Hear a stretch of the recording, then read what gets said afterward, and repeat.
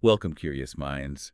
Today we're embarking on a truly fascinating journey, a comprehensive look at human development across the entire lifespan. That's right. We're going to sift through, a whole stack of insights from the very first spark of life right through to the wisdom of old age, to give you a shortcut to being truly well-informed on this incredible topic. Exactly. Our sources offer a really robust exploration of developmental psychology. It's a field just brimming with insights into how and why we change and grow and adapt. Mhm.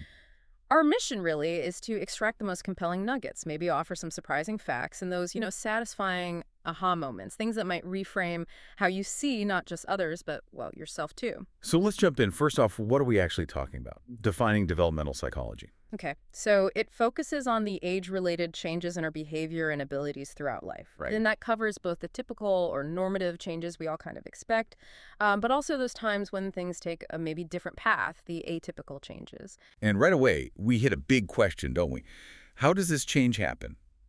Is it in big jumps or more gradual? Ah, yes, the qualitative versus quantitative debate. It's fundamental. Yeah. Qualitative change describes those major, sometimes quite abrupt shifts in the kind of thinking or development. Like stage theories. Exactly. Think of the big names, Piaget, Kohlberg, Erikson. For them, each stage is distinct, and crucially, failing to master an issue in one stage can genuinely increase your risk for future developmental failures. It sets you back, potentially. So it's like asking, does a child just think less than an adult, or is their brain actually working in a fundamentally different way? Stage theorists really lean into that second idea. Precisely. But then you have the other view, quantitative change. This sees development as continuous, gradual, uniform. Like the information processing approach. That's a perfect example. It suggests that as we age, we simply accumulate more skills, we process more information, but the underlying ways we think don't fundamentally change. We just, do more of the same, but better or faster. So which is it? Jumps or a steady climb? Well, like most things in psychology, the answer seems to be it's complicated. Researchers have largely landed on the idea of interacting influences, especially when we talk about nature versus nurture. Heredity and environment. Right. Our inborn genetic blueprint, heredity, and all those external influences environment, they're constantly in conversation. The most favored model today is the transactional model, Transactional, meaning? meaning genetic and environmental variables don't just add up independently, they continuously interact and influence each other over time. It's a dynamic system. And here's something that I found really interesting. The weight of nature versus nurture can actually shift over time. Absolutely. Take IQ, for instance. In early childhood, the environment stimulating experiences, good nutrition, plays a huge role. Makes sense. But as we get older, genetic predisposition often becomes more dominant in how that early potential plays out. It's like a complex dance where different partners lead at different times. Okay, so if environment is so crucial, how do we conceptualize it? It seems so vast. That's where Erie Bronfenbrenner's ecological approach comes in. It's really a must-know model for understanding environmental influences.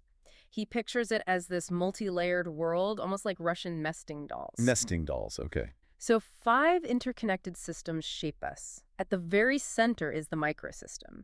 This is your immediate environment, those bi-directional relationships in your everyday encounters. Like families, school, peer groups. Exactly. Your bond with your parents, your interactions with teachers, your close friends. Then the mesosystem connects those different microsystems. Ah, so how the different parts of my immediate world interact. Precisely. Think about your parents meeting with your teachers. That interaction bridges your home life and your school life.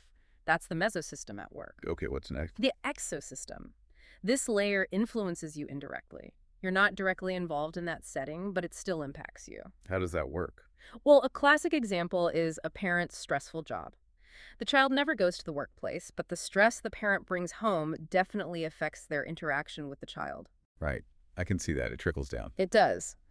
Then, on an even larger scale, we have macrosystem. This is about broad societal factors. Your culture, the economy, political systems, shared beliefs and values, the big currents shaping everyone's life in that society. And the last doll. The chronosystem. This adds the dimension of time. It accounts for the influence of timing of events during development. This includes personal life events like, say, the birth of a sibling or parents divorcing. Or bigger historical events. Yes, exactly. Things like wars, economic shifts, technological revolutions, even a global pandemic. These shape development differently depending on when they occur in a person's life. It really makes you think, doesn't it? How many of these layers are quietly shaping you right now, every single day? Absolutely. And related to timing, we also distinguish between normative and non-normative influences. Normative being the typical stuff. Yeah, expected or typical events. These can be age-graded things most people go through around certain ages, like entering kindergarten, puberty, menopause, retirement. Predictable life stages. Or they can be history-graded events specific to a particular generation or cohort. Think about the impact of the Vietnam War on that generation, or maybe current global conflicts, or the rise of the internet for younger generations. And non-normative. Those are the unusual or atypical events often occurring at an unexpected time. The death of a parent when a child is young, for example, or a parent losing a child.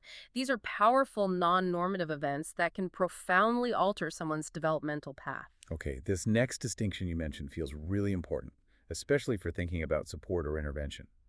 Critical versus sensitive periods. Yes, this is a very important distinction. Think of it as development's timing challenges. A critical period is a specific, fixed time when an organism is most sensitive to certain environmental input.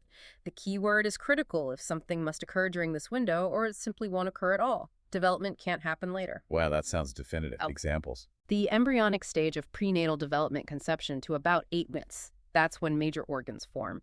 If they don't form properly then, they never will. Or think of Konrad Lorenz's famous ducklings. The imprinting. Exactly.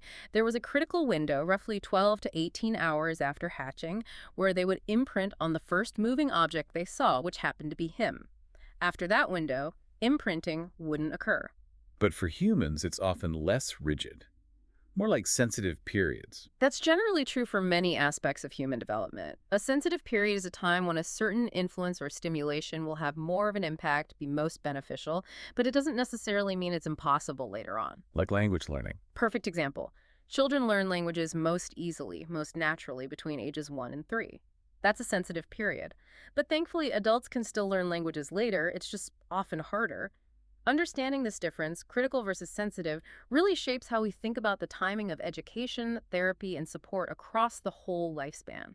Okay, let's shift gears a bit and talk about our physical journey. From that initial genetic blueprint all the way to, well, getting older. Right. It all starts with heredity. Our genes and chromosomes, these tiny carriers of information. We have 23 pairs packed with thousands of genes made of DNA and RNA. And you mentioned something surprising about RNA. Yeah. We often focus on DNA, but RNA, its close cousin, actually plays a significant role in memory. That's a fascinating insight, suggesting memory formation is even more complex biologically than we might think. So when we talk genes, there's the blueprint and then what actually shows up, right? Exactly. That's the difference between genotype and phenotype.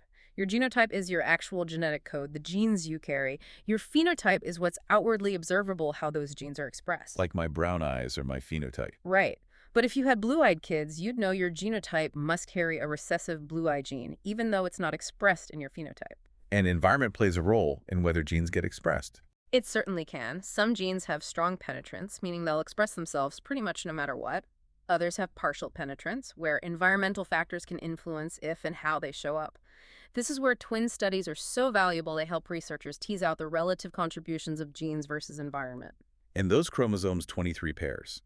Most determine genital traits, but one pair determines sex. Correct. 22 pairs are autosomes, unrelated to sexual expression. The 23rd pair are the sex chromosomes. You always get an X from your mother. From your father, you get either an X or a Y. XX means female, XY means male. And sometimes variations or abnormalities in these chromosomes can lead to specific conditions or disabilities. Like Down syndrome. Yes, Down syndrome, or trisomy 21, is an autosomal abnormality, 3 21st chromosomes instead of 2. Its incidence increases with older maternal age. Other autosomal examples include PKU, a recessive metabolic disorder that's treatable with early detection and diet, and sickle cell anemia, another recessive disorder more prevalent in African Americans. And abnormalities can happen with the sex chromosomes, too. They can. For instance, Klinefelter syndrome is XXY in men, leading to abnormal secondary sex characteristics and usually infertility. Turner syndrome is XO in women, a missing X, causing similar developmental and reproductive challenges. And hemophilia, the bleeding disorder, is a sex-linked recessive condition predominantly affecting males. Okay, let's zoom in on that incredible journey before birth, prenatal development. It's typically divided into three broad stages. First, the germinal stage, conception to about 2 weeks. The main event here is the zygote implanting into the uterine wall. Then the embryonic stage. Right, the embryonic stage from roughly 2 weeks to about 8 to 12 weeks. This is a period of incredibly rapid, almost mind-boggling development of all the major organ systems. Respiratory, circulatory, digestive, nervous system, everything starts forming. And this is a really vulnerable time. Extremely vulnerable. This is when most major birth defects occur, and when the embryo is most susceptible to teratogenic agents. Teratogens, those are harmful substances. Yes, things like certain medications, viruses, radiation, harmful chemicals, anything that can interfere with normal development and cause birth defects. After the embryonic stage, from about 8 or 12 weeks until birth, we're in the fetal period, which is mostly about growth and refinement of the systems already laid down. And the mother's health and behavior during pregnancy are obviously critical. Absolutely crucial. Maternal nutrition, for example. Malnutrition is most detrimental during periods of rapid fetal brain development and overall growth. Substance use is another major concern. Like alcohol? Yes, excessive alcohol use can cause fetal alcohol syndrome, FAS, a serious condition with lifelong consequences, delayed growth, physical deformities, motor problems, intellectual disability, attention deficits, hyperactivity. It's a stark reminder of that environmental influence. And other substances. Cocaine use is linked to spontaneous abortion, prematurity, low birth weight, and neurological problems. Nicotine use can lead to infant death, low birth weight, and has been linked to long-term complications, sometimes similar to FAS. Before we move past the prenatal stage, you mentioned sexual dimorphism briefly. What's the key takeaway there for humans? Just that, compared to many other animal species, humans actually show less dramatic physical difference between the sexes. While differences certainly exist, for instance in brain development, we're not as markedly dimorphic as, say, peacocks or gorillas. Okay, so the baby arrives. Let's talk infancy and childhood. Those reflexes newborns have are amazing. They are. They're crucial for survival and early interaction. You have the Moro reflex or startle reflex. Baby throws out their arms and arches their back if they hear a loud noise or feel like they're falling. The rooting reflex touch a baby's cheek, and they turn their head and open their mouth to suck, essential for feeding. The Babinski reflex stroke the sole of the foot and the toes fan out. And the grasp reflex, that irresistible urge to grip a finger placed in their palm. Sweet. And what about their senses at birth? Most senses are surprisingly well developed: hearing, smell, taste, touch. The exception is vision. Visual acuity is quite poor at birth, maybe 2200 to 2600.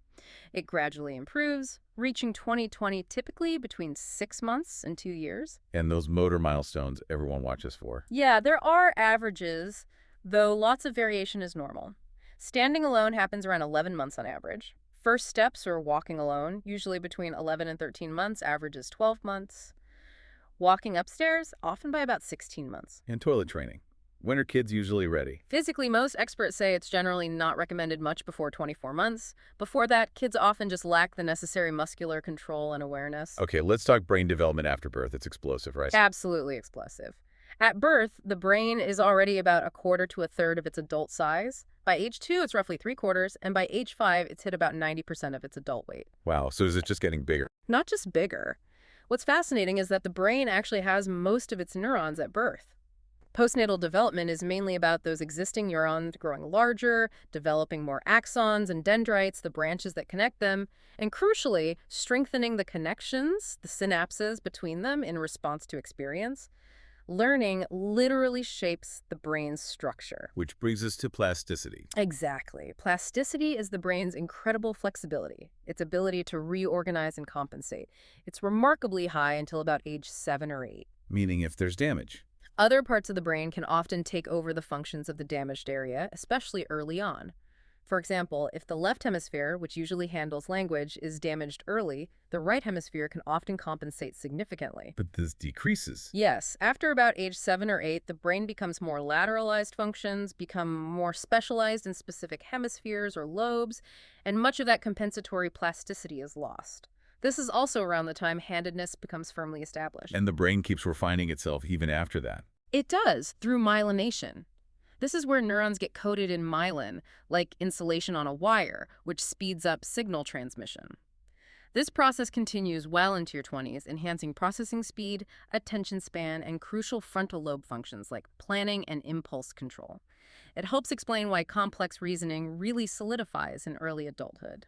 Moving into adolescence and adulthood, puberty hits. It does. Puberty typically starts earlier for girls, usually between 10 and 12, marked by the first menstrual cycle, or menarche.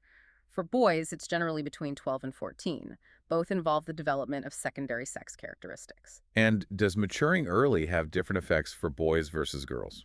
Research suggests it often does, though it's complex. For boys, early maturation is fairly consistently linked to better overall adjustment, maybe better academic performance, more popularity, though some studies hint at potentially more behavioral problems too. And for girls? It's more mixed. Some studies show academic benefits, but others link early maturation in girls to lower self-esteem, poorer body image, and more conflict with parents. But these differences level out eventually. Yes, that's an important point. These early differences, whether positive or negative, tend to largely disappear by the time they finish high school, around 12th grade. The long-term impact seems less significant. What about later adulthood milestones, like menopause? Are the stereotypes true? Largely no. It's worth debunking the persistent myths around menopause. Widespread psychological instability, a significant loss of sexual interest, or high rates of mood swings and clinical depression are not commonly observed outcomes directly caused by menopause itself. Many women navigate it without major disruption. Okay, let's talk about physical development in late adulthood. There's an expectation of decline, right? Yes, from middle age through later years, there's generally an expected physical decline. Things like increased blood pressure, decreased sharpness of vision and hearing, some loss of neurons in the central nervous system. But it's not just inevitable biology. Absolutely not. This is critical. These changes are dramatically affected, perhaps even more powerfully, by environmental factors and lifestyle choices. How you live, diet, exercise, managing stress, staying engaged truly shapes how you age physically. So theories of aging reflect this. They do. You have primary aging, the idea that aging is genetically programmed, an intrinsic wear and tear on our cells. But then there's secondary aging, which many researchers see as more significant. This attributes the effects of aging primarily to disease, disuse, or neglect of the body, things heavily influenced by environment and behavior. What about sexuality in later life? Does it just fade away? That's another common misconception. Sex drive isn't believed to inherently diminish with age for purely biological reasons. Research consistently finds that the frequency of sexual activity in later years is strongly linked to how frequent it was in younger years. So past behavior predicts future behavior. Largely, yes. Though for women, the availability of partners can become a significant factor simply because women, on average, tend to outlive men. Let's broaden the lens to health across the lifespan. How do our beliefs affect our health? Profoundly, according to the health belief model. This model explains how our personal beliefs about illness, how susceptible we think we are, how serious we perceive an illness to be, and our beliefs about preventative actions, the perceived benefits versus the barriers, influence our actual health behaviors. Like deciding whether to get a flu shot or quit smoking. Exactly. It covers everything from diet and exercise to adhering to medical advice. For instance, think about a patient diagnosed with emphysema who continues to smoke. They might not truly believe quitting will help much at this point, low perceived benefit, or the addiction feels too strong, high perceived barrier. Their beliefs are driving their behavior even against medical advice. What are the biggest health risk factors overall? The single most significant preventable risk factor consistently is cigarette smoking. Others that contribute hugely include obesity, especially in the elderly, lack of exercise, poor diet, and overeating. And demographic factors play a role in life expectancy. They do. Generally, women tend to outlive men. And in the U.S., historically, white Americans have typically outlived non-white Americans, although these gaps are complex and changing, influenced by socioeconomic factors, access to care, and systemic issues. We can't talk health without talking stress. Definitely not. Stress has a significant impact. One important concept is the social buffer theory. It suggests that it's your perception of having social support, feeling like you have people you can count on rather than just the sheer number of friends, that dramatically reduces the risk of emotional distress and buffers the negative health effects of stress. So feeling supported is key. Feeling supported is key. And linking stress to illness, an older but still illustrative tool, is the Holmes and Rahe social readjustment rating scale. It tallies up stressful life events, assigning points to each. They found a correlation. The more points accumulated in a year, the higher the likelihood of experiencing illness in the near future. For example, scoring over 250 points significantly increased the odds of major illness. Wow. So hearing all that about lifestyle, beliefs, stress, social support, how might these insights make you think differently about your own daily habits, or maybe how you perceive health risks, or even just the subtle ways stress impacts us all? It's a lot to consider. It really is. Now, let's explore how our minds evolve, how we learn to think, communicate, and understand the world, starting with language development. It follows a remarkably universal pattern, doesn't it? It does. All babies, regardless of culture or language they'll eventually speak, go through the same initial stages: crying, then cooing, then babbling. And after babbling. Key milestones emerge. Around 12 to 18 months, we see holophrasic speech. That's where a single word or syllable conveys a whole thought. Milk might mean "I'm thirsty and I'd like my bottle now, please." Got it. One word, big meaning. Exactly. Then, typically from 18 to 24 months, comes telegraphic speech.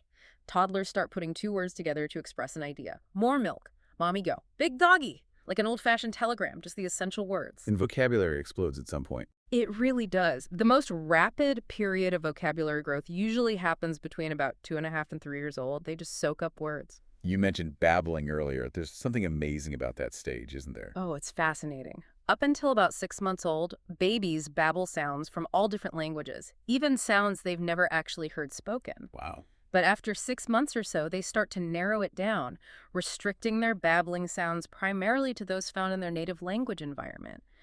And this happens even for deaf infants exposed to sign language. They babble with their hands. It strongly suggests this foundational capacity for language, this sensitivity to linguistic patterns, is deeply hardwired. So how do we actually learn language? What are the big theories? Well, there's the nativistic view, most famously associated with Noam Chomsky. He argued we have an innate biological capacity for language, a sort of language acquisition device, or LAD, that allows us to pick up language rules with surprisingly minimal exposure. Nature plays a huge role. Okay, the born to talk idea. Essentially, yes. Then you have the nurturist view, which emphasizes the environment. It argues language is learned primarily through interaction, imitation, and reinforcement. Nurture is key. So learning like any other skill. Pretty much. But the most widely accepted view today is the interactionist view. It proposes that language development is a result of the interplay between our innate biological predispositions, nature, and our crucial experiences and interactions within our linguistic environment, nurture. Both are essential. What about learning more than one language early on? Does bilingualism help or hinder? Current research strongly suggests it helps. Learning 2 languages from a very young age appears to increase cognitive flexibility, the ability to switch between tasks and perspectives. It's even associated with structural brain differences, like increased gray matter density. This really challenges older ideas that bilingualism might confuse children or cause delays. That's great news for multilingual families. Absolutely. And pushing the language-thought connection further is the Sapir-Whorf hypothesis. What does that suggest? It's the intriguing idea that the language you speak actually influences how you think. The structure of your language, its grammar, its vocabulary, how it carves up the world, might shape your perception and cognitive processes. For example, a language with many words for snow might lead its speakers to perceive finer distinctions in snow conditions. So language isn't just for expressing thought, it might actually shape it. That's the provocative idea, yes. Still debated, but fascinating. Okay, shifting to reading. What about when reading is difficult? Dyslexia. Yes, dyslexia refers to a range of reading disorders or difficulties, often involving challenges with processing speech sounds, phonology, and mapping them onto written letters and words. It affects a significant chunk of the school population. Estimates range from 3% to maybe even 20%. Is it more common in boys? That's a common belief, but research suggests it's actually about equally common in boys and girls. Interestingly, it does appear more frequently in lower socioeconomic status groups and larger families, hinting at a complex interplay of potential genetic and environmental factors. Are there different kinds of dyslexia? Yes, researchers identify different subtypes based on the specific errors people make. For instance, deep dyslexia involves semantic errors reading a word as one with a similar meaning, like reading jacket as coat. Yeah. Surface dyslexia involves difficulty recognizing whole words, forcing sounding out, which leads to errors with irregular words like misreading come as comb based on the spelling pattern. So it's not just one thing. No, phonological dyslexia involves trouble reading unfamiliar or non-words, while real words might be okay, and neglect dyslexia involves missing the beginning or end of words. Understanding these subtypes helps tailor support. All right, we can't discuss cognitive development without talking about the giant, Jean Piaget. Absolutely foundational. His approach was quite distinct. It was ideographic, meaning he based his theories on intense, detailed observation of just a few individuals, most famously his own 3 children. Unlike researchers who study large groups, nomothetic approach, Piaget was like a naturalist, meticulously observing individual development to uncover universal principles. And he had some core ideas about how we build knowledge. Yes, several key interconnected principles. Epigenesis is the idea that development happens in stages, and each stage builds upon the successful completion of the previous one, like constructing a building floor by floor. Okay. Organization refers to how we develop increasingly complex systems of knowledge. This involves forming schemas, these are like mental blueprints, or organized ways we have to make sense of and deal with situations. We integrate these schemas into more complex structures over time. And how do we handle new information that doesn't fit our existing schemas? That's where adaptation comes in. It's the process of adjusting our thinking to interact more effectively with the environment. It involves 2 complementary processes: assimilation and accommodation. Assimilation is fitting new things into old boxes. Pretty much. You take a new experience and try to make it fit into an already existing schema. The classic example is a child seeing a plane for the first time and calling it a bird because their current schema is things that fly are birds. The mnemonic some use is you're making a bit of an ass of yourself by forcing the fit. Huh. Okay. And accommodation. Accommodation is changing the box itself. It's adjusting or expanding your cognitive structure, your schema, to incorporate the new information that doesn't fit. So the child eventually learns that planes are different from birds and creates a new airplane schema, or modifies their flying things schema. So we're constantly trying to balance these. Yes. Piaget called that drive equilibration, striving for cognitive balance or harmony between our thought processes and the environment, and among our different schemas. He also noted décalage, which means development isn't always smooth and even. You can have unevenness within cognitive development or between cognitive, social, and moral domains. Okay, let's quickly walk through Piaget's famous 4 stages. We need to know the names, sequence, ages, and key features, right? Absolutely. Stage 1. Sensorimotor stage, from birth to about 2 years. Thinking here is done through sensory input and motor actions, learning by doing and sensing. Key developments. 2 huge ones. Object permanence, the understanding that things continue to exist even when you can't see, hear, or touch them. This develops mid-stage and helps explain separation. Anxiety baby knows you still exist when you leave. The other is symbolic representation, starting toward the end of the stage, using symbols, gestures, or words to represent objects or events. This emerges alongside language. Okay, stage 2. The preoperational stage, roughly ages 2 to 7. Piaget characterized this stage by what children can't yet do logically, focusing on several cognitive limitations or distortions. Such as? Intuitive thinking, which for Piaget meant thinking based on appearances or gut feelings rather than systematic logic. Egocentrism, the cognitive inability to take another person's physical perspective. Think of his 3 mountains task. The child assumes you see exactly what they see. Right. What else? Phenomenalistic causality, believing that if 2 things happen close together in time, one must have caused the other, even if it's illogical. Like a child thinking their angry thoughts caused a thunderstorm. Animism, giving lifelike qualities, intentions, or feelings to inanimate objects like, the sun is happy today. My teddy bear used to feel sad. Exactly. Also, irreversibility, the inability to mentally reverse a sequence of events or actions. This underlies difficulty with conservation tasks, and centration, focusing on only one, usually the most salient aspect of a situation at a time, ignoring other relevant features. Like focusing only on the height of water in a glass, not the width. That's a lot of can'ts. What happens next? They start canning.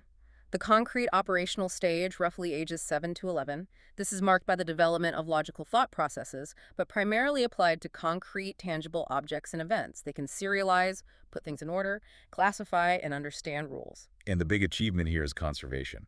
Yes, the hallmark is the ability to conserve understanding that quantity, number, mass, volume remains the same despite changes in appearance or shape. This is possible because they've developed reversibility, they can mentally undo the action, and decentration. They can consider multiple aspects like height and width simultaneously. And the final stage. Formal operational stage, from about age 11 or 12 onwards, though Piaget acknowledged some people might not fully reach or consistently use this level of thinking. What defines it? The ability to think abstractly and hypothetically. Hallmarks include hypothetical, deductive reasoning, thinking scientifically, generating hypotheses, testing them logically, if this, then that. Also, strong abstract reasoning skills and metacognition, the ability to think about your own thinking processes. Piaget's theory was huge, but it wasn't without critics. True. Major criticisms include underestimating children's abilities. Sometimes simpler tasks reveal competence earlier than he thought. Also, not paying enough attention to cultural variations, as his work was mainly with Swiss children.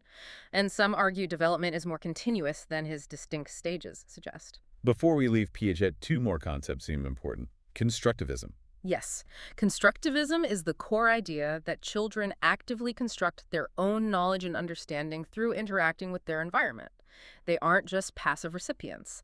This heavily influenced education, emphasizing hands-on, discovery-based learning. And his view on peer influence. Yes.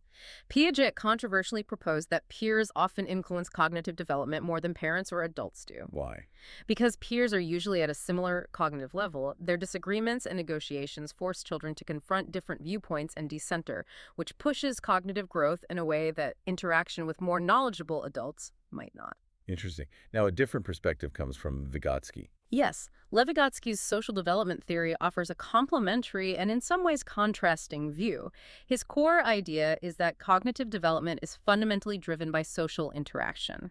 Our higher mental functions, like language, memory, and thinking, originate in our social relationships and are then internalized. So social first, then individual. Essentially, yes. And interestingly, while Piaget emphasized peers, Vygotsky placed much more emphasis on the role of adults and more capable peers in guiding development. Through concepts like the zone of proximal development. Exactly. The zone of proximal development, ZPD, is a crucial Vygotsky concept. It's the gap between what a learner can achieve independently and what they can achieve with guidance and support from a more knowledgeable other. Effective teaching targets this zone not too easy, not too hard. And that leads to specific teaching strategies. It does. Scaffolding is one where the teacher provides just enough support to help the child succeed at a task within their ZPD and then gradually withdraws that support as the child masters it. Reciprocal teaching is another, involving a dialogue between teacher and student where they take turns leading discussions about a text, using strategies like summarizing and questioning. Okay, so we have Piaget's stages, Vygotsky's social interaction. What about that quantitative view, the information processing one? Right. The information processing theory provides that quantitative perspective.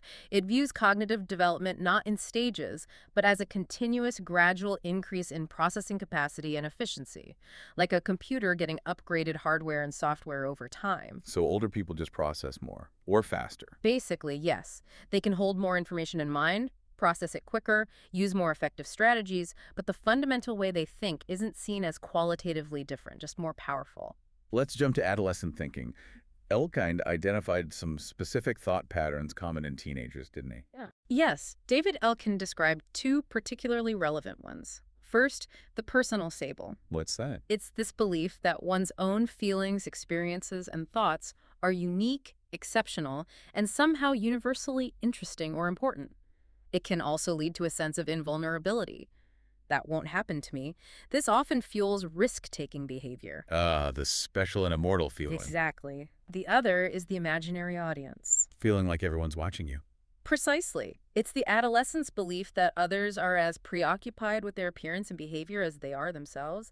It leads to that heightened self-consciousness, worrying constantly about how they look or what others think. I suspect many of us can recall feeling that way. Definitely. Okay, what about cognitive changes with aging? What holds up and what tends to decline? Researchers often talk about two broad types of intelligence here. Crystallized intelligence is our accumulated knowledge, facts, verbal skills, things learned over time. Think vocabulary, general information, comprehension. This tends to remain remarkably stable, often well into the 70s or even later, showing only minimal decline for many. And the other type. Fluid intelligence. This is our ability to reason abstractly, quickly, and flexibly to solve novel problems where prior knowledge doesn't directly help. Think pattern recognition, processing speed, tasks on a performance subtests as IQ tests.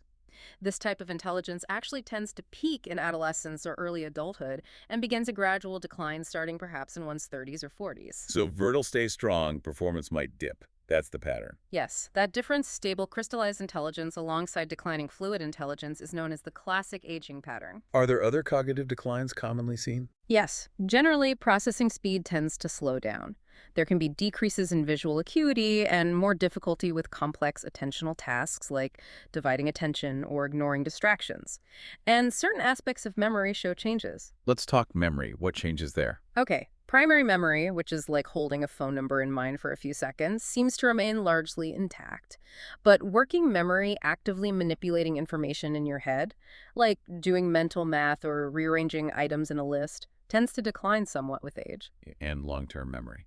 That's where we see more pronounced differences. Episodic memory, which is memory for specific personal events, what you had for breakfast, where you parked your car, tends to show the most decline. However, memory for facts, semantic memory, and memory for procedures or skills, procedural memory, like riding a bike, tend to hold up much better. Why do these memory problems happen? Encoding or retrieval? It's likely both, but problems with retrieval, pulling information out of storage, are often considered more significant contributors to age-related memory complaints than problems with encoding or getting it in. This is why older adults often perform much better on recognition tasks, like multiple choice, where the answer is provided, than on free recall tasks, where they have to generate the answer themselves. Just quickly, you mentioned short-term memory is very brief. Yes. Technically, short-term memory lasts only about 30 seconds unless you rehearse it. So remembering something from 2 hours ago or even 5 minutes ago is actually tapping into long-term memory. What are the biological underpinnings for memory decline?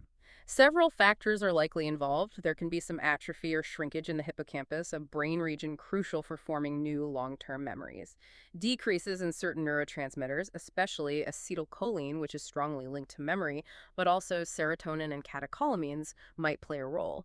Some theories also involve the cumulative effects of stress or even potential toxic effects of certain substances naturally produced in the body over time. Understanding these patterns is helpful, though. It shows aging isn't just one uniform decline. Absolutely. It highlights the diverse cognitive strengths and challenges that come with age. And maybe it inspires us to keep engaging that fluid intelligence with new learning and challenges. Okay, let's switch tracks to our moral compass and sense of self.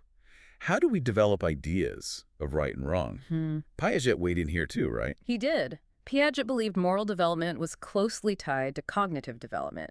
You need the cognitive ability to decenter, to see things from multiple perspectives before you can make more mature moral judgments. So his moral stages follow his cognitive ones. Broadly, yes. He described 2 main stages. Up to about age 10, children are typically in the morality of constraint, or heteronymous morality. They see rules as absolute, handed down by powerful authorities like parents or God, unchangeable, and requiring strict obedience. Justice is based on consequences, not intentions. And after age 10? They move into the morality of cooperation, or autonomous morality. Thinking becomes more flexible. They understand rules or social agreements can be changed if everyone agrees, and intention becomes important in judging actions.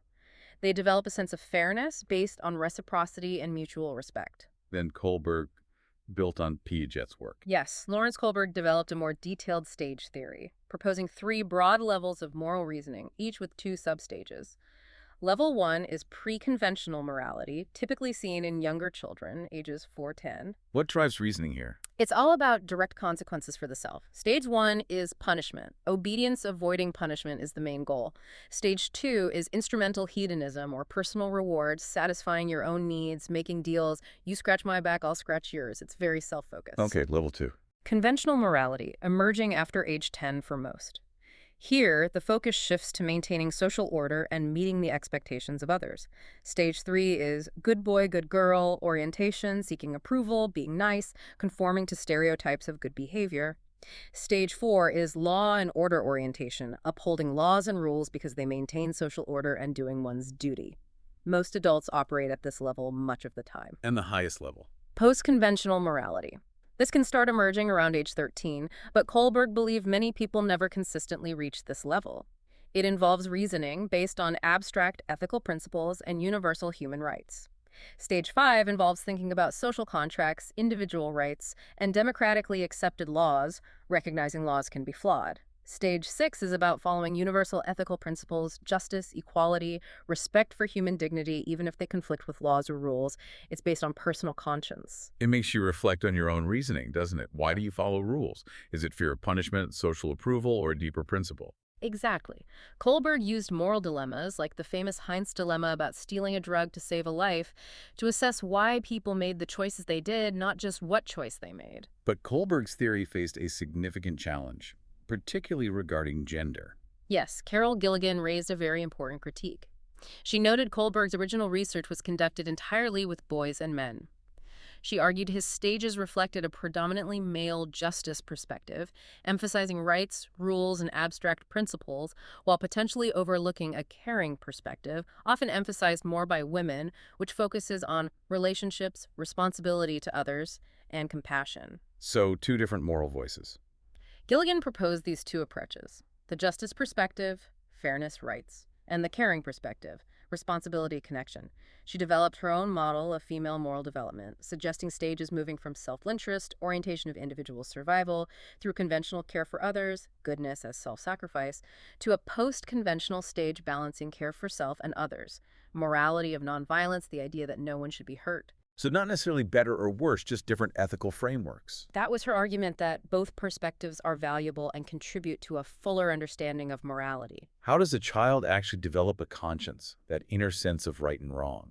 Research by Grazina Kuchenska suggests that conscience development in young children relates strongly to two factors.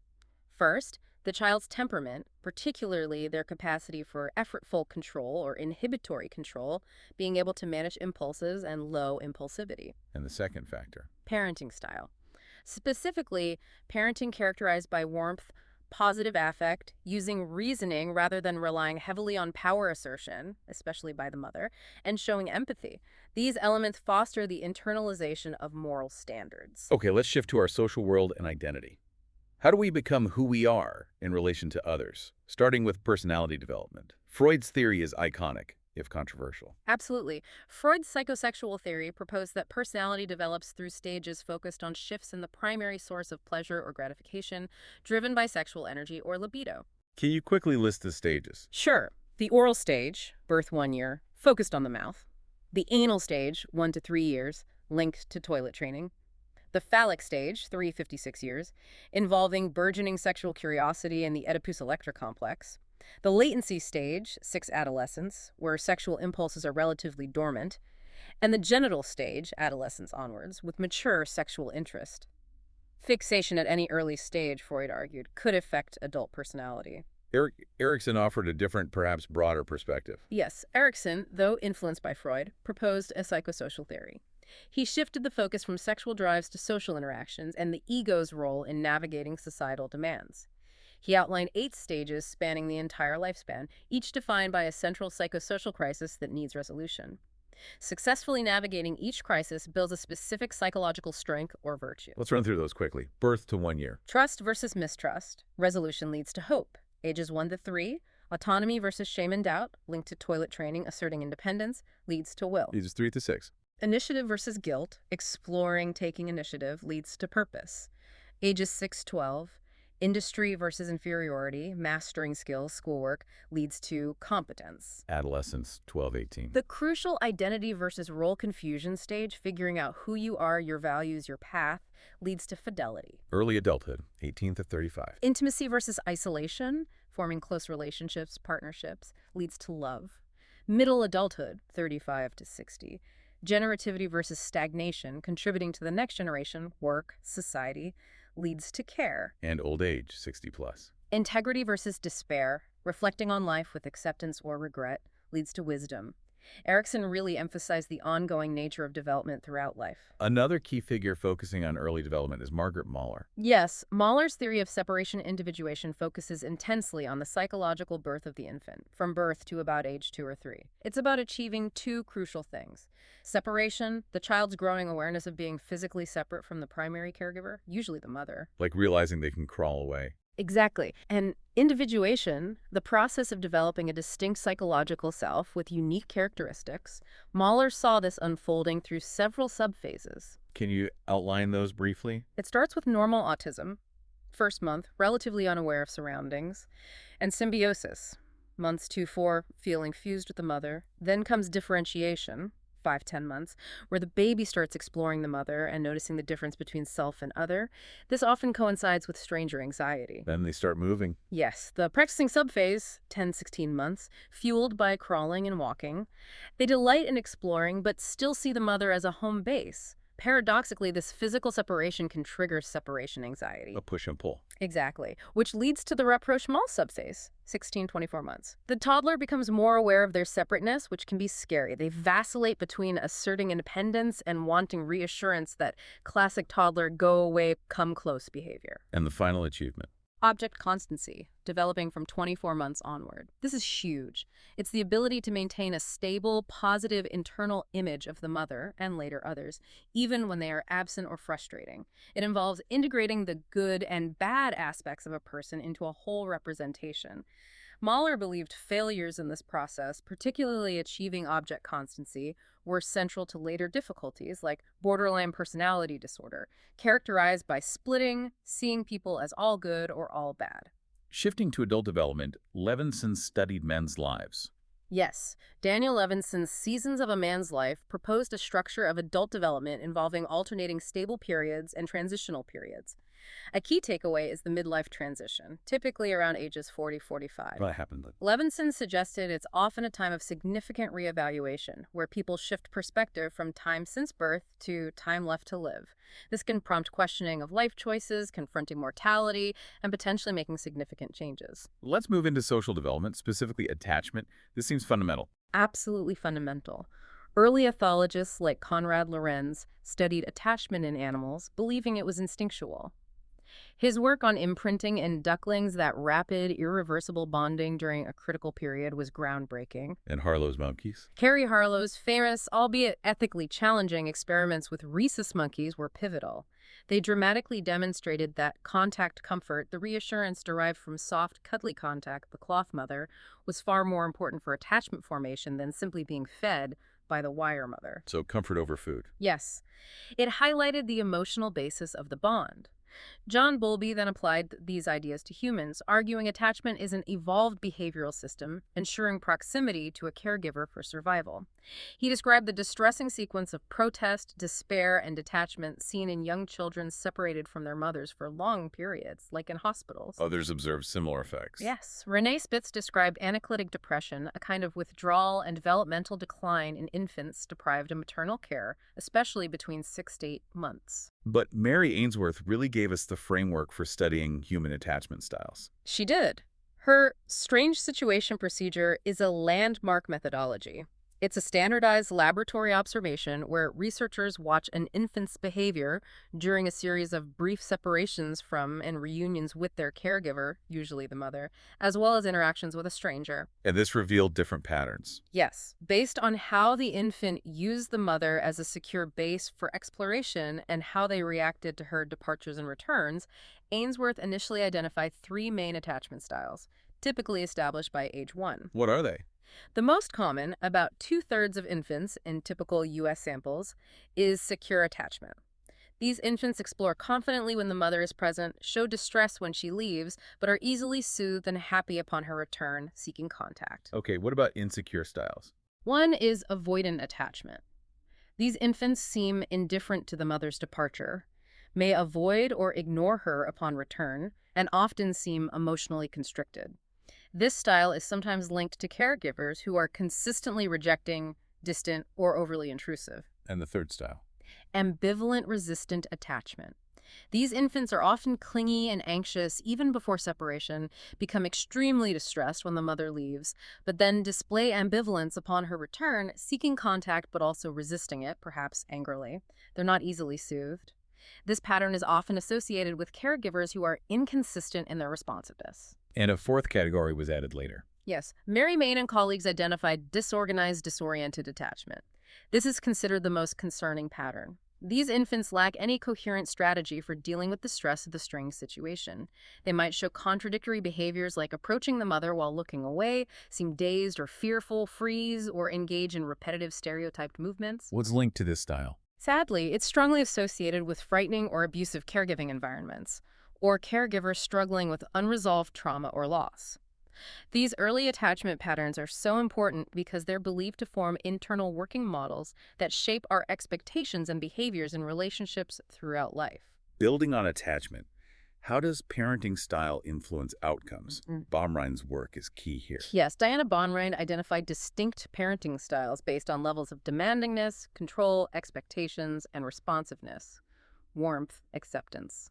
The authoritarian style is high demandingness, low responsiveness, strict rules, expect obedience, punitive, not much warmth. What's the outcome for kids?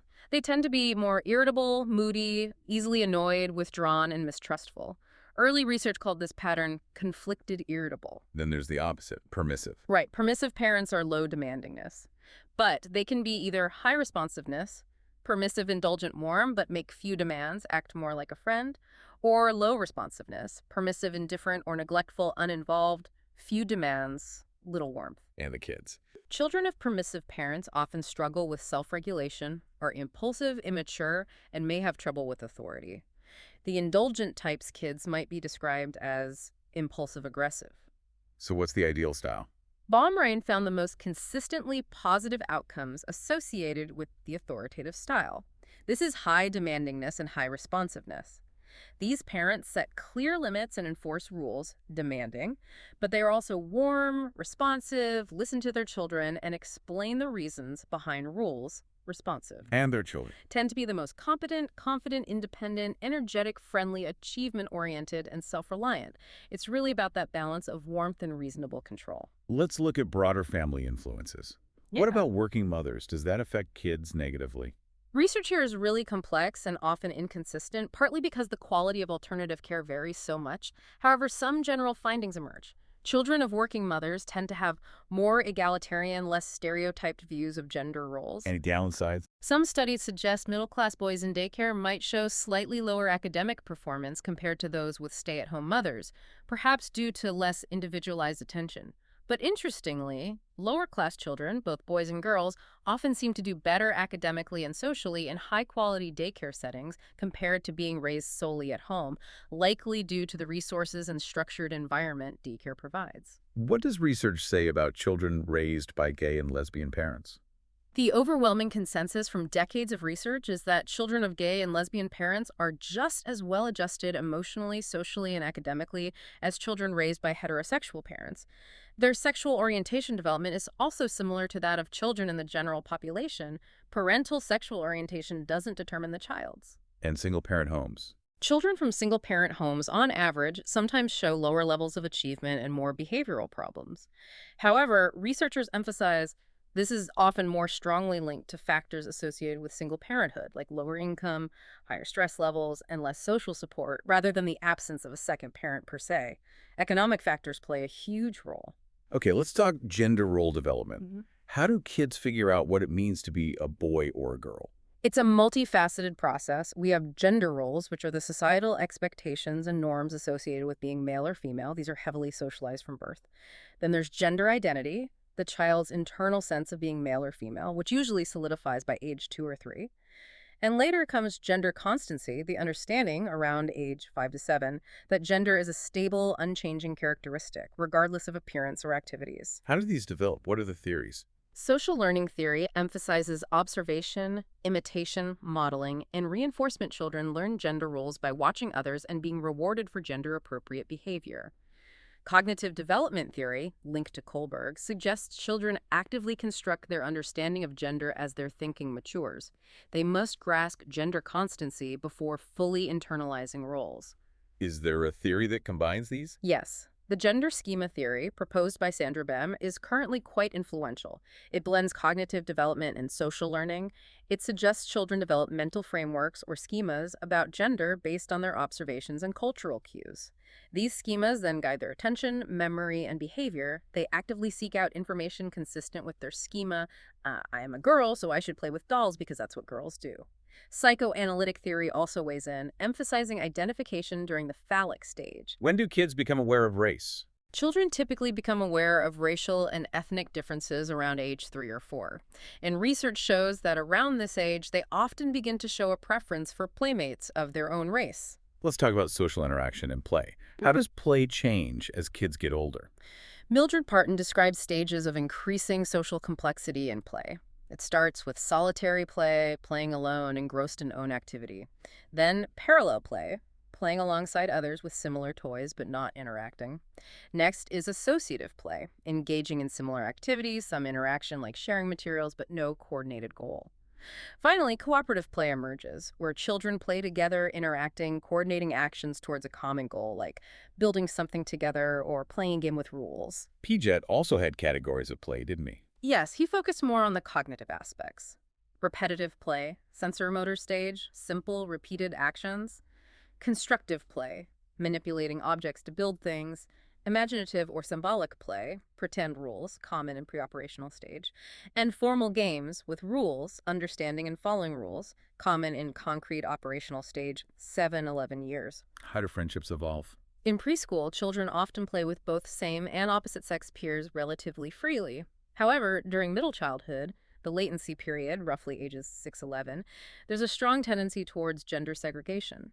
Boys tend to play with boys and girls with girls. Same-sex peer groups become very important. What about when social interactions go wrong? Issues like aggression and delinquency.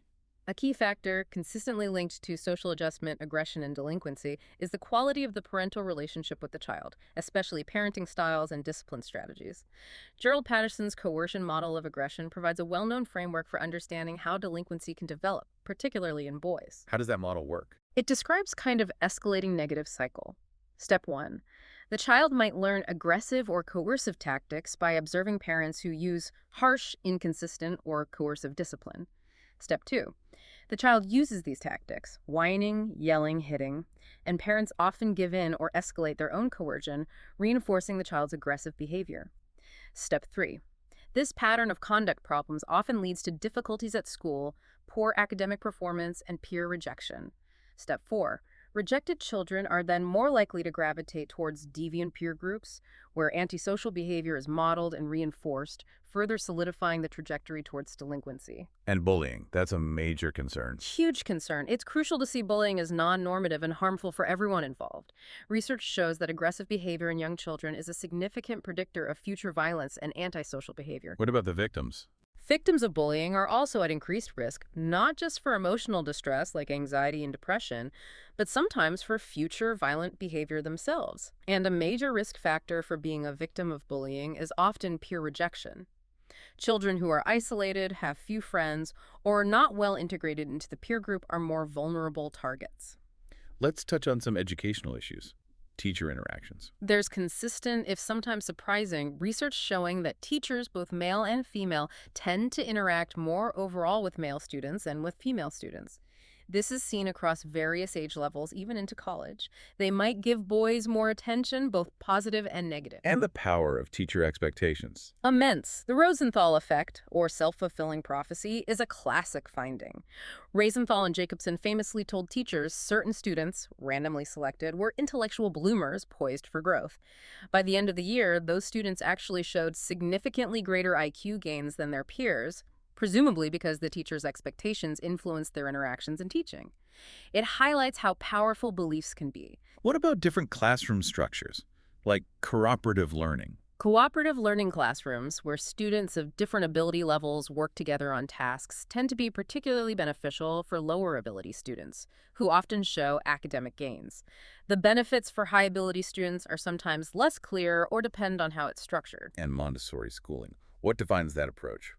Key characteristics include learning through hands-on manipulation of specially designed materials, emphasizing sensory motor experience, mixed-age classrooms where older children can help younger ones, and individualized learning goals allowing children to progress at their own pace. Moving back to adolescence, social issues become really complex. Identity formation is central. Absolutely. James Marcia built on Erikson's work and identified 4 identity statuses based on whether an adolescent or adult has experienced a crisis, a period of exploration and questioning, and made a commitment, a decision about values, beliefs, or future path. What are the 4 statuses? Identity achievement is seen as the most mature status. The individual has explored alternatives, crisis, and has made personal commitments. They've thought things through and forged their own path. Right. Foreclosure is when someone makes a commitment without exploring alternatives, no crisis, yes commitment. They often adopt identities or values prescribed by parents or authority figures without questioning. Then there's being stuck in the exploration phase. Yes, that's moratorium. The individual is currently in crisis, actively exploring different options, struggling with choices, but hasn't yet made firm commitments. Yes, crisis, no commitment. This can be an uncomfortable stage, but it often precedes identity achievement. And the last one. Identity diffusion. Here, the individual is not exploring and has not made commitments. No crisis, no commitment. They may seem directionless, apathetic, or unsure about who they are or where they are going. Are there specific challenges for minority adolescents? Yes, statistically, minority adolescents in the U.S. are more likely to be raised in single-parent households and experience poverty and discrimination, which can add significant stressors during this developmental period. What about adolescent sexual behavior? Patterns vary by group, but research indicates African American teens, both male and female, tend to initiate sexual activity earlier than Hispanic or white peers. A major concern is that many sexually active teens report inconsistent or no use of contraception. Which leads to risks like pregnancy and STDs. Yes. Pregnant adolescents face numerous challenges, including higher rates of birth complications, low birth weight babies who are at risk for developmental delays, and often disruption to their own education and future prospects.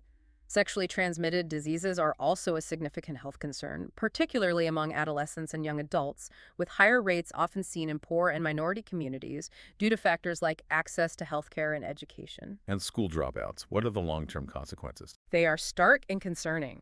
There's a strong correlation between dropping out of high school and negative life outcomes.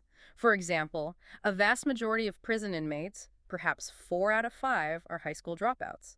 Dropouts are also about twice as likely to be unemployed compared to high school graduates. It highlights the critical importance of education for life opportunities. Let's move towards the end of the lifespan social issues in late adulthood. How do people age successfully? There are differing views. Activity theory proposes that successful aging involves maintaining the activities, roles, and social interactions of middle age for as long as possible. Staying active and engaged is key. And the alternative view? Disengagement theory, which is less favored now, suggested that successful aging involves a mutual, inevitable withdrawal between the older person and society. A graceful letting go of roles and relationships was seen as adaptive. Most current research leans more towards the benefits of continued engagement, adapted as needed. What happens to marital satisfaction in later life? Interestingly, for couples who stay together, marital satisfaction often tends to increase in late adulthood after children have left home. The common dip often occurs during the demanding child-rearing years. Later life can be a time of renewed companionship for many. Are there gender differences in the aging experience in the U.S.? Yes, often related to social and economic factors. Older men tend to retain more social status, generally have higher incomes, though this varies greatly, and due to demographics may have more options for remarriage or new partners if widowed. Older women, while often having stronger networks of friends and family, tend to face lower social status, are much more likely to experience poverty. Older women living alone are one of the lowest income groups, and are more likely to be widowed and live alone. Finally, let's touch on grief and dying. Are there stages to grieving? Several models propose stages, though it's important to remember grief is highly individual. One common model describes phases like initial numbness, shock, disbelief, followed by yearning, intense missing, anxiety, anger, then disorganization and despair, sadness, apathy, difficulty functioning, eventually leading towards resolution and reorganization, accepting the loss, finding new ways to live. Is that similar to Kubler-Ross's stages? Yes, Elizabeth Kubler-Ross's famous 5 stages of dying, often applied to grief as well, are denial, anger, bargaining, depression, and acceptance, easily remembered by the acronym DABDA. While influential, critics note that not everyone goes through all stages or in that specific order. They are perhaps better seen as common reactions rather than a fixed sequence. Okay, our final section explores the emotional landscape and resilience, temperament, feelings, and that critical balance of risk and protective factors. Yeah. So let's start with temperament. Right. Temperament is generally considered our innate behavioral and emotional style, almost a biological given. Think of it as the precursor to personality. Thomas and Chess, pioneers in this area, found it was often hard to clearly discern a baby's true temperament in the first 6 months, maybe due to things like colic, but it becomes more stable and observable after that. And they identified broad categories. Yes, they described 3 main types. The easy temperament. These babies are generally positive, adapt well to new situations, have regular routines, and are moderate in their reactions. About 40% of babies in their studies fell here. Okay. The difficult temperament. These babies tend to be more negative or irritable, react intensely to stimuli, adapt slowly to change, and have irregular routines. About 10%. And the slow to warm up temperament. These babies are relatively inactive, somewhat moody, adapt slowly but eventually, and react mildly, often withdrawing initially from new situations. About 15%. The rest were a mix. But the key isn't just which temperament a child has. Exactly. This is the crucial concept of goodness of fit. Thomas and Chess emphasize that long-term outcomes depend less on the temperament itself and more on the match, or fit, between the child's temperament and the demands and expectations of their environment, especially the parenting style. Can you give an example? Sure. A difficult baby might struggle with rigid, impatient parents, but thrive with calm, consistent, and understanding caregivers. A slow-to-warm-up child needs parents who are patient and allow them to adjust gradually, not push them too quickly into new things. It's all about the interaction. How do emotions develop in infancy? Are babies born with a full range? Not quite the full adult range. At birth, infants primarily display very basic emotional states. Yeah. Generalized distress, crying, contentment, relaxed, and interest, alert, observing. But that expands quickly. Yes, by about 6 months, infants clearly show a much broader array of distinct emotions like joy, anger, sadness, surprise, and fear. They start reading others' emotions too. Yes, around age 1, we see the emergence of social referencing. This is when infants, faced with an ambiguous or uncertain situation, actively look to their caregiver's emotional expression, facial cues, tone of voice to figure out how they should respond. Like checking mom's face when a stranger approaches. Exactly. If mom looks scared, the baby is likely to become wary. If mom looks happy and relaxed, the baby is more likely to approach or be calm. It's a vital social learning mechanism. Finally, let's talk about risk and protective factors and resilience. This is central to developmental psychopathology, understanding why some children develop problems while others thrive, even under adversity. The core idea is that outcomes are determined by the balance between risk factors, things that increase the likelihood of negative outcomes, and protective factors, things that buffer against risk. Pathology is much more likely when risk factors heavily outweigh protective factors. Where do these risk factors come from? They can operate at multiple levels. Within the individual, e.g., difficult temperament, low IQ, genetic predispositions, chronic illness. At the family level, for example, parental mental illness, substance abuse, harsh discipline, child abuse or neglect, marital conflict, poverty. And at the community level, for example, neighborhood violence, poverty, lack of resources, discrimination, poor schools. And risks often pile up. Yes, that's the concept of cumulative risk. Simply adding up the number of risk factors a child faces provides a strong index of the overall adversity they're experiencing.